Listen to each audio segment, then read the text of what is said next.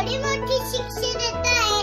सरकारने लुबाडले तुम्हाला, सरकारने लुटले तुम्हाला. सरकारने जा विचारांचं सोडून पाच स्वतःच्या घराला का लावताय? तुम्ही गेल्या आईची हात कोण पुसणार?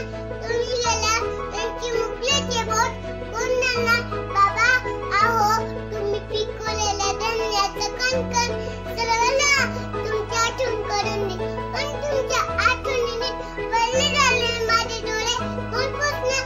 बाबा तुमचे ते सरकार कोण आहे मला माहिती, पण मी ते सरकारला नक्की जाऊन विचारा. माझे बाबाचे काय चुकले?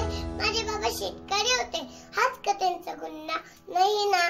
मग करोडो रुपयांचे कर्ज पैसेवाल्यांना माफ होते, मग माझे बाबा का फास घेतात? माझ्याही बाबांची कर्ज माफ करा.